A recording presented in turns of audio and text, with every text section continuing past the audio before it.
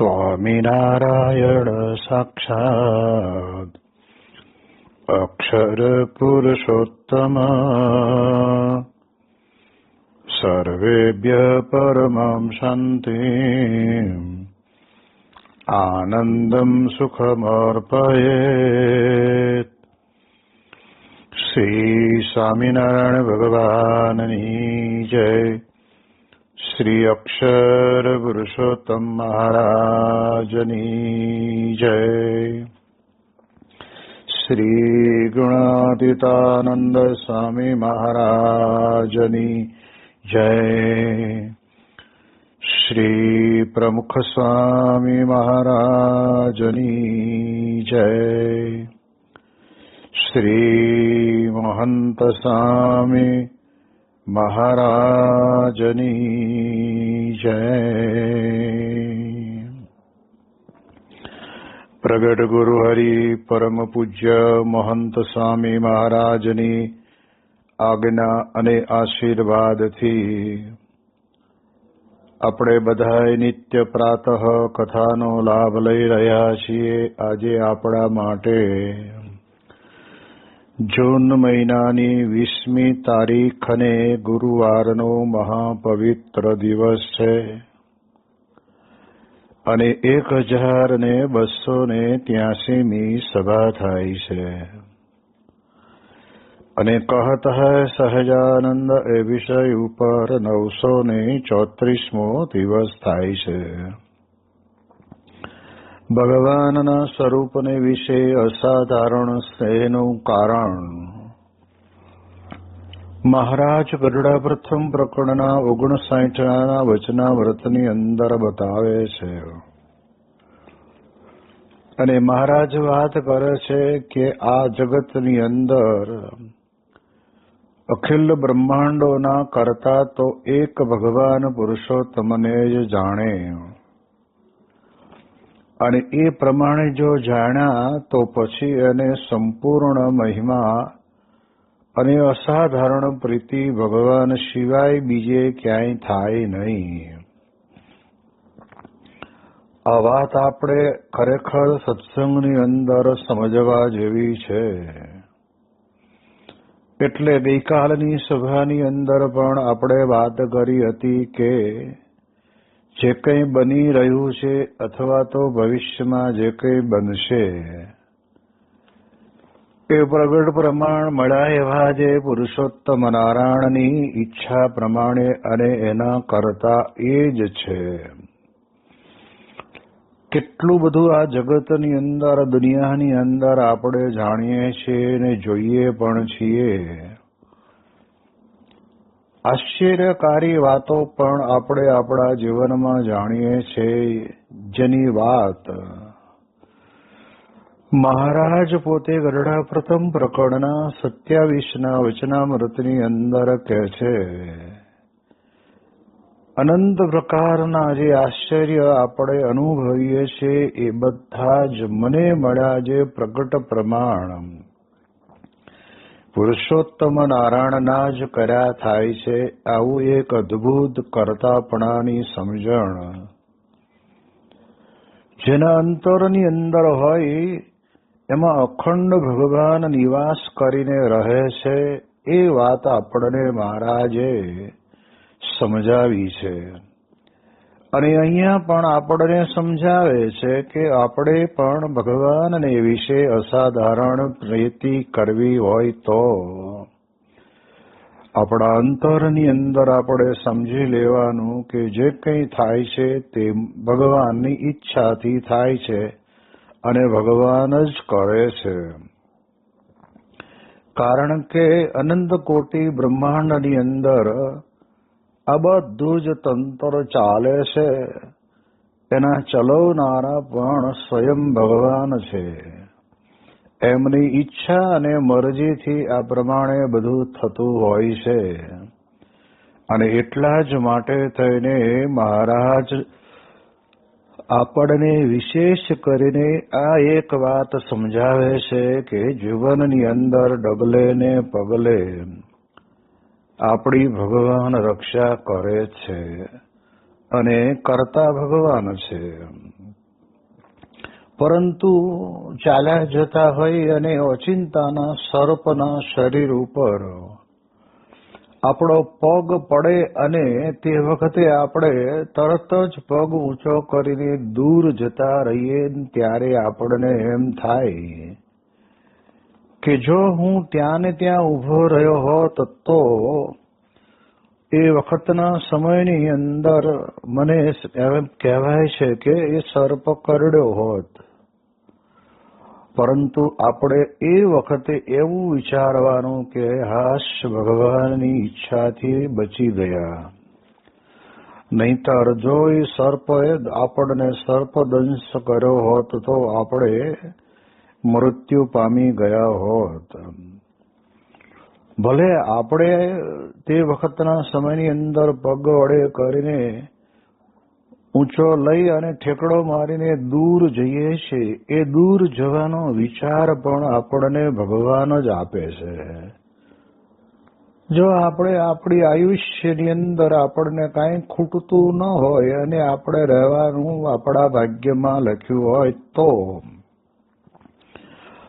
આપણે એ વિચાર ભગવાન આપે, અને એ જ સમયની અંદર જો આપણે પગ ઉપાડીને દૂર જઈ શકતા નથી, તેને સર્પદંશ થાય છે, તો એ પણ એક ભગવાનની ઈચ્છા. કારણ કે આપણું આયુષ્ય આ રીતે લખેલું હોય છે. એટલા માટે થઈને આપણે પરિવારની અંદર તે વખતે એવું સમજવાનું કે એમાં પણ ભગવાનની ઈચ્છા હશે, એમ જ થયું હશે.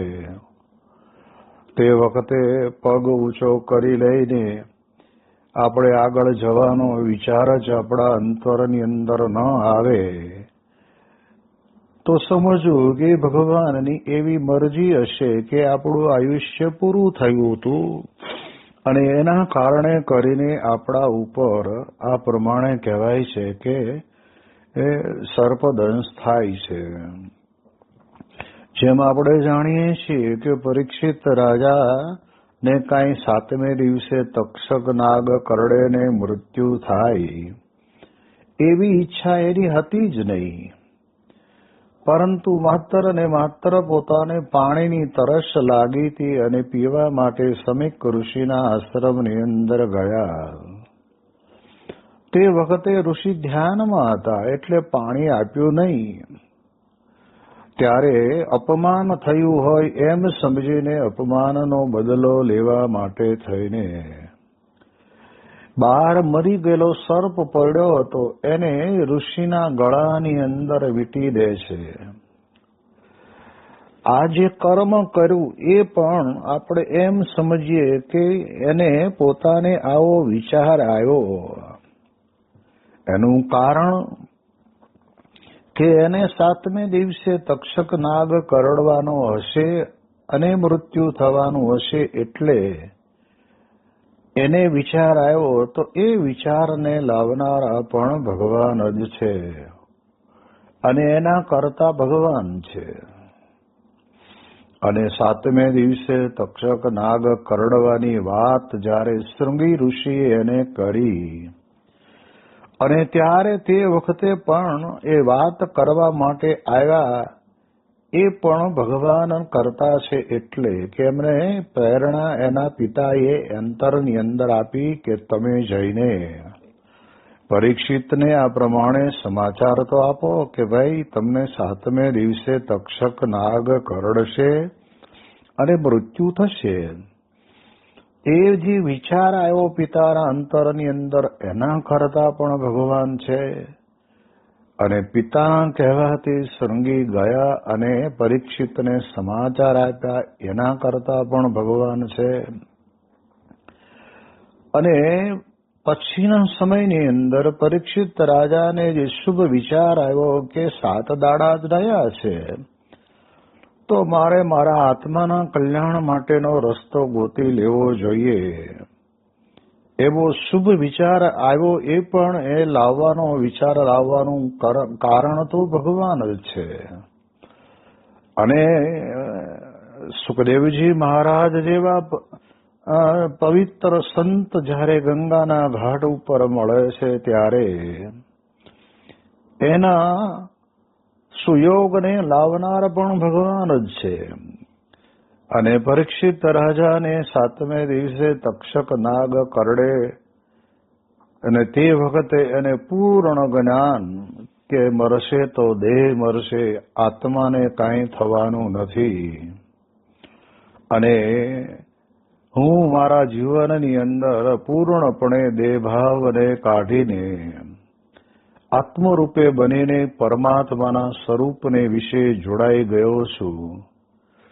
એવું જે અદ્ભુત જ્ઞાન આપ્યું સુખદેવજી મહારાજે, એના પણ કરતા ભગવાન છે કે ભગવાનની પ્રેરણાથી એને આ પ્રમાણે જ્ઞાન તો આપ્યું, પણ પરીક્ષિતને અંતરની અંદર ઉતર્યું એ પણ ભગવાનની ઈચ્છા અને કરતા ભગવાન છે.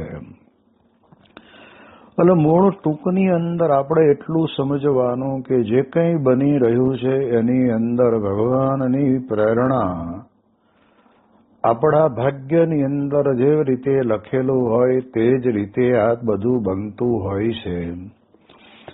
માટે મહારાજ પોતે આપણને એક વાત બહુ સ્પષ્ટપણે સમજાવે છે કે પુરુષોત્તમ ભગવાન જે આપણને મળ્યા છે એને જ કરતા જાણે.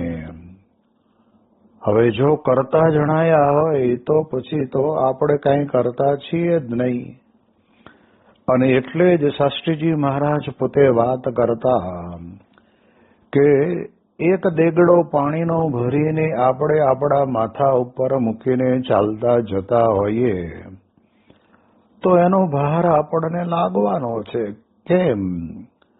તો પહેલું તો જે મહાસાગરની અંદર મીઠા સરોવરની અંદર ભરેલું જળ છે એમાંથી છૂટું પાડીને મારા માટે મેં આ લીધું છે એવું જ્યારે આપણને મનાય છે ત્યારે આપણને જરૂર એનો ભાર લાગે છે.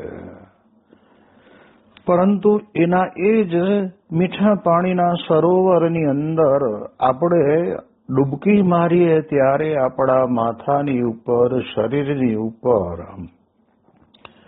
ઘણા બધા પાણીનું વજન હોય છે, પણ એ પાણીનું વજન 1 મણ જેટલા પાણી જેટલું પણ આપણને અનુભવાતું નથી. હા, શ્વાસોશ્વાસની ક્રિયા આપણી જેટલી આપણે રોકી શકીએ એટલું જ પાણીમાં રહી શકાય, પણ તરત જ પછી આપણે બહાર આવી ગઈએ છીએ.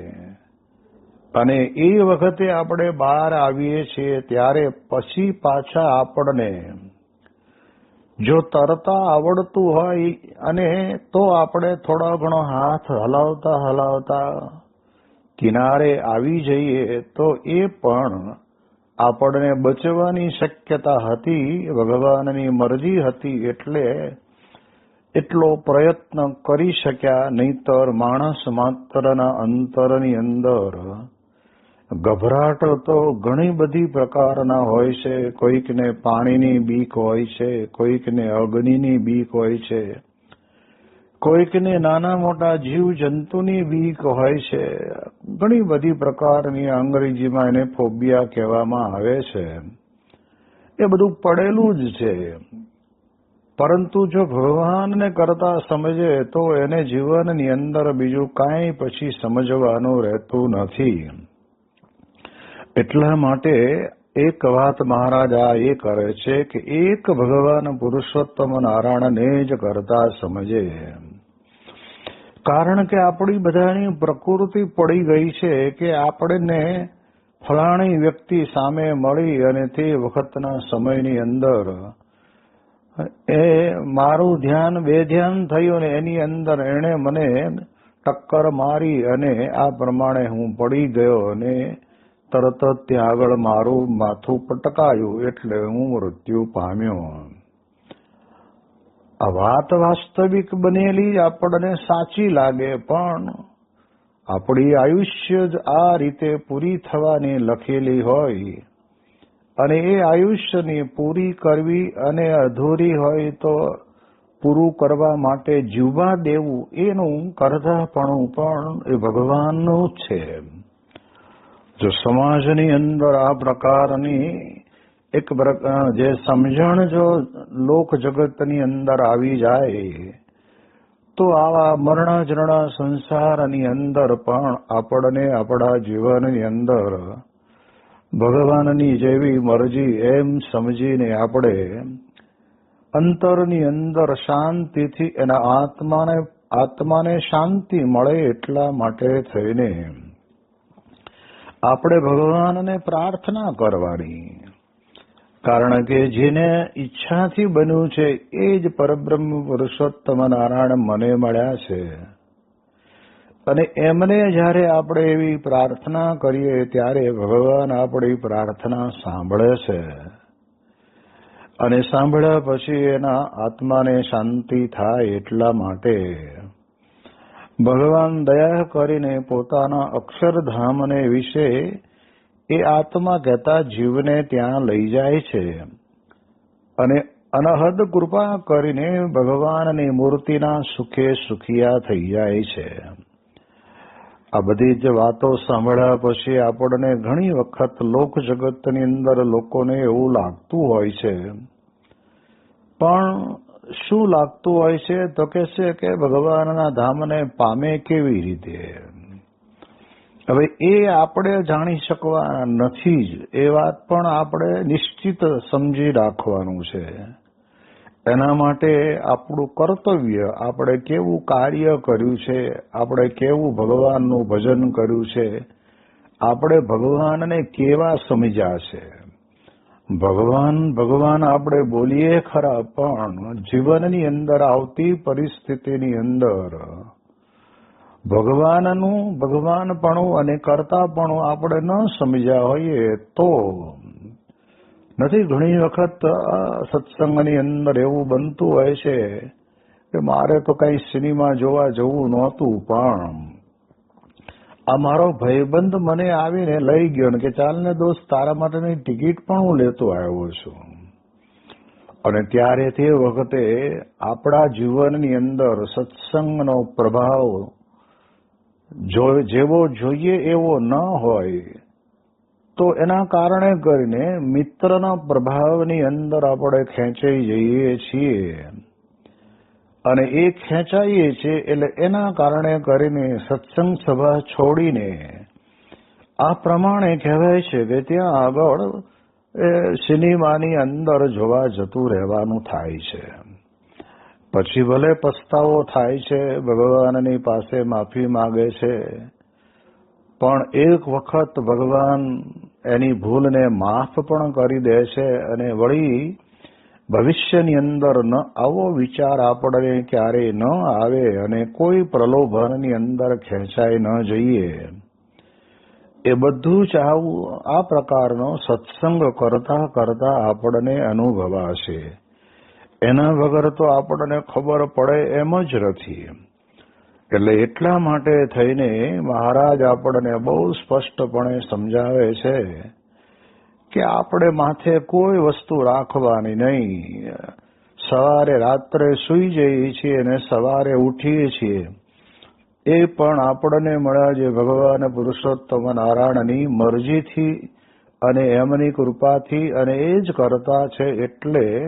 કરતા છે એવું જાણીએ છીએ એટલે આપણે ઉઠીએ છીએ તો આનંદ રહે છે.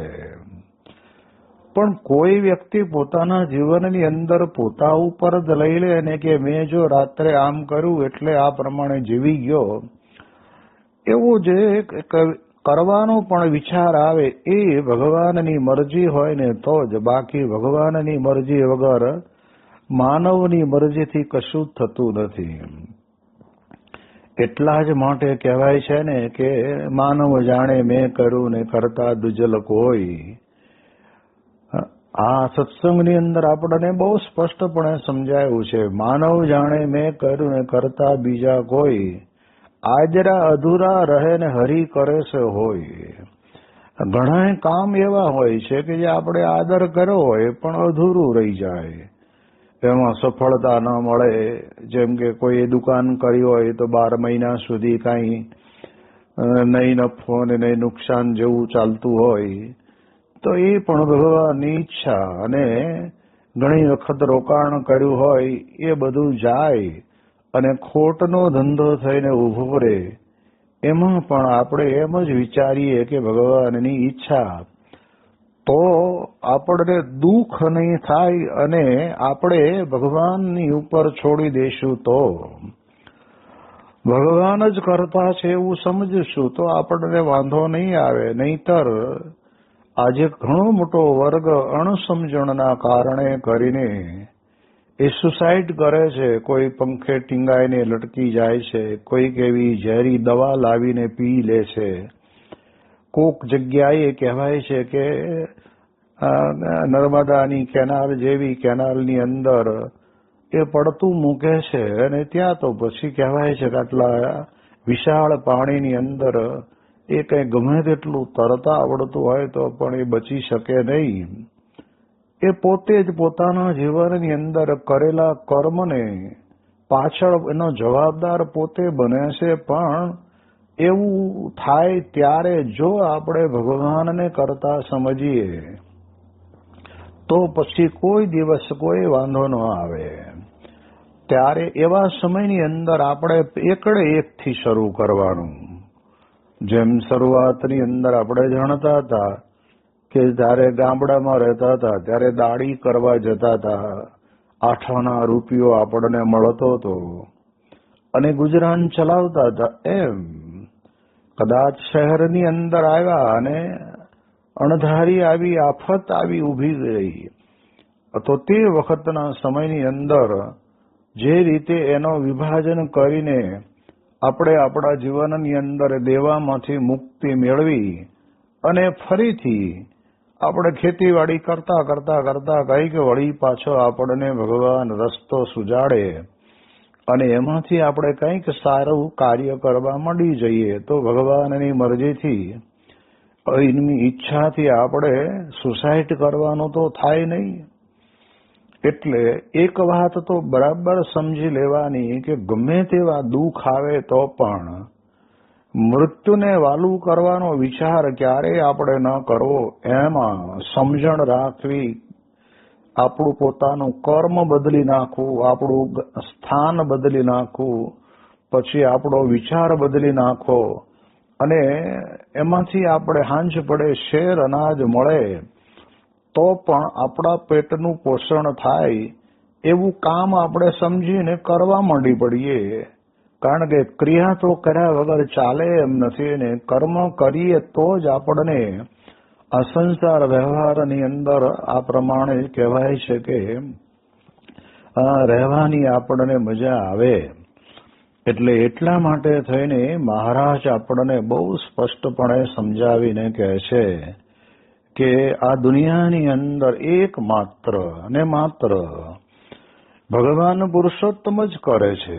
બીજાને કોઈને આપણે કરતા સમજીને એના ઉપર આપણે આક્ષેપ નાખીએ તો એ આપણી ભૂલ છે અને પછી એના જ ઝઘડા થાય છે, એને લીધે જ કોર્ટની અંદર જવું પડે છે. પણ જે કંઈ બને છે તે ભગવાનની ઈચ્છાથી બને છે. કારણ કે એ પ્રમાણે તે વખતના સમયની અંદર એ કાળનું પ્રધાનપણું હોય એટલે એ કાળ પોતાનું કામ કરે. ત્યાર પછી મહારાજ હવે આપણને વિશેષ આગળ જઈને વાત કરતા કહે છે કે અને સર્વના અંતર્યામી જાણે. હવે સર્વના અંતર્યામી એટલે એક માત્ર ને માત્ર આપણા એકલાના નહીં, બધાના અંતરની અંદર શું વિચાર ચાલે છે એ તમામ વિચારોના જાણનારા એ ભગવાનને સંત કહેતા સત્પુરુષ છે. કેટલી મોટી વાત છે કે જાણવા છતાં પણ ક્યારેય કોઈ દિવસ ક્યારેય આપણને કહ્યું નથી અને ટકોર પણ નથી કરી. આપણે સમજવાનું છે કે આપણે જે કંઈ કર્મ કરીએ છીએ એ કર્મને કોઈ જોતું નથી એવું જ્યારે આપણને મનાય છે ને ત્યારે આપણે એક છાના અને છુપા નાસ્તિક ગણાઈએ છીએ. પણ અંતર્યામી ભગવાનને હું માનું છું અને એ ભગવાન મને મળ્યા છે અને હું જો ખોટું કરીશ તો એ ભોગવવાનો વારો મારે જ આવવાનો છે અને તે વખતે પછી ભગવાનની ઉપર આપણે આ પ્રમાણે દોષારોપણ કરીએ એ આપણી ભૂલ છે. એટલે એટલા માટે થઈને જીવનની અંદર જે ક્રિયા કરીએ, દગા પ્રપંચ રચવાની ક્રિયા કરી હોય, ખોટી રીતે ખોટા દસ્તાવેજો બનાવીને જમીનો પડાવી લેવાનું કંઈક કાવતરું કર્યું હોય, જે કંઈ હોય તે પોતાની સત્તાના રૂવે કર્યું હોય, તો યાદ રાખવાનું કે એ કરેલું કર્મ આપણે ભોગવવું જ પડશે. એટલે એના કરતા ભગવાન મારા આ સત્ય કર્મ કરું છું કે અસત્ય કર્મ કરું છું એને બેયને જાણે છે, એને દેખે છે.